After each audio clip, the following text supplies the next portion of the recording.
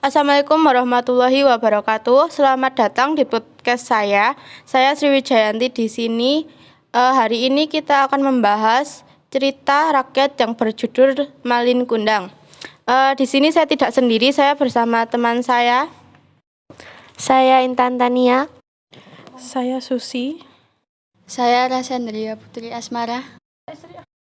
Oke, kita langsung saja masuk ke pembahasan cerita Malin Kundang. Mbak Intan, boleh tanya nggak apa sih sinopsis dari cerita yang berjudul Malin Kundang ini?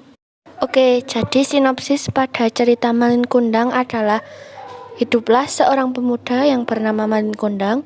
Rumahnya terletak di sekitar pesisir pantai daerah Sumatera Barat. Di rumah tersebut, Malin Kundang hidup bersama dengan ibunya, Mande Rubayah, sedangkan ayahnya diceritakan sudah meninggal semenjak Malin Kundang kecil. Untuk mencukupi kehidupan sehari-hari, Malin Kundang bekerja keras. Kendati gajinya kecil, ia tetap mengerjakan karena hidupnya serba kekurangan. Hidup di tengah kekurangan membuat Malin berpikir keras demi mencukupi kehidupan. Hal ini terjawab ketika suatu hari datang sebuah kapal besar di pantai di tempat Malin tinggal dan bekerja. Saat itu muncul pikiran di kepala Malin Kundang bahwa kapal tersebut dapat mengubah nasibnya di masa depan. Oleh karena itu, Malin Kundang pada akhirnya meminta izin kepada ibunya untuk ikut kapal tersebut dan berlayar ke tempat baru. Pada awalnya, Mande Rubayah merasa berat hati mengizinkan anaknya pergi. Namun, tekad Malin dan rasa iba terhadap ibunya menjadikan Mande Rubayah luluh hatinya. Dengan begitu, Mande Rubayah mengizinkan Malin pergi merantau. Ketika ikut dengan kapal tersebut, Malin bekerja mati-matian demi mencari uang. Hal ini pada akhirnya membuat Malin benar-benar menjadi orang yang sesuai dengan keinginannya, yakni kaya beberapa lama menikah. Sang istri mengajak Malin mengunjungi suatu tempat dan ternyata tempat tersebut adalah kampung halaman si Malin, yang di sana berada rumah dan ibunya. Setelah sampai, sang ibu mendapat kabar bahwa Malin telah pulang. Betapa senangnya hati. Namun sayang, Malin yang telah bergelimang harta dan tahta malah malu mengakui kalau si tua renta itu adalah ibu kandungnya. Dia malu kepada istri dan awak kapal. Sang ibu pun menangis dan akhirnya murka. Kemudian dia meminta kepada Allah Subhanahu wa Ta'ala untuk memberikan hukuman setimpal pada anaknya. Allah Subhanahu wa Ta'ala pun mendengar doa sang ibu. Tidak lama setelah itu, Malin Kundang, istri, para awak kapal hingga visi kapal dan seluruh properti di dalamnya berubah menjadi batu. Itulah yang kita kenal saat ini sebagai Batu Malin Kundang yang ada di pantai Air Manis, Padang, Sumatera Barat. Jadi itulah sinopsis dari cerita Malin Kundang. Oke, jadi terima kasih Mbak Intan sudah menjelaskan sinopsis dari cerita rakyat yang berjudul Malin Kundang. Nah, cerita rakyat ini kan pasti ada ya unsur intrinsik kayak tema, tokoh, judul, alur, sudut pandang, dan lain sebagainya. Mbak Susi bisa minta tolong bantuannya, apa sih unsur intrinsik dari cerita rakyat yang berjudul Malin Kundang ini? Unsur intrinsik dari cerita Malin Kundang ini adalah tema cerita rakyat berjudul Malin Kundang. Tokoh Mande Rubayah, Malin Kundang, istri Malin Kundang. Cerita Malin Kundang beralur maju dengan sudut pandang orang ketiga. Nilai-nilai yang terdapat pada cerita Malin Kundang terdapat 3, yaitu nilai moral, nilai agama, nilai sosial. Nilai-nilai moral yang terdapat pada cerita Malin Kundang adalah untuk tidak bersikap durhaka kepada orang tua, tidak boleh sombong. Nilai agama pada cerita Malin Kundang adalah harus mematuhi orang tua, taat pada perintah Tuhan. Dan nilai sosial yaitu bersikap baik kepada sesama.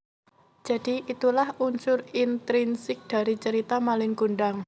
Oke, terima kasih Mbak Susi karena sudah menjelaskan unsur intrinsik dari cerita Malin Kundang. Nah, cerita Malin Kundang ini adalah cerita rakyat yang sudah diceritakan turun-temurun. Jadi pasti ada cerita yang masih relevan dan tidak relevan yang terjadi di kehidupan saat ini. Mbak Rasen, ada nggak sih cerita yang masih relevan dan tidak relevan? Terus kalau masih relevan itu melestarikannya tuh gimana? Terus kalau tidak relevan itu bisa nggak sih untuk diubah dengan konteks yang terjadi saat ini? Nilai cerita yang masih relevan itu ada, yaitu nilai moral, tidak durhaka pada orang tua. Nilai moral, nilai kemutlakan dalam kehidupan bermasyarakat secara utuh. Jadi nilai moral adalah perbuatan, tingkah laku, ataupun ucapan seorang dalam berinteraksi dengan manusia. Jadi nilai moral ini relevan. Cara melestarikannya adalah lebih menghormati orang tua, sayangi dan cintai mereka. Nilai sosial, bersikap baik kepada sesama. Nilai sosial adalah konsep dianut masyarakat tentang apa yang dianggap baik atau buruk. Jadi nilai ini relevan. Cara melestarikannya adalah membantu orang yang kesusahan. Dan cerita yang tidak relevan itu ada, yaitu nilai agama, durhaka kepada orang tua. Cara agar nilai tersebut dapat diubah adalah lebih mendekatkan diri kepada Tuhan.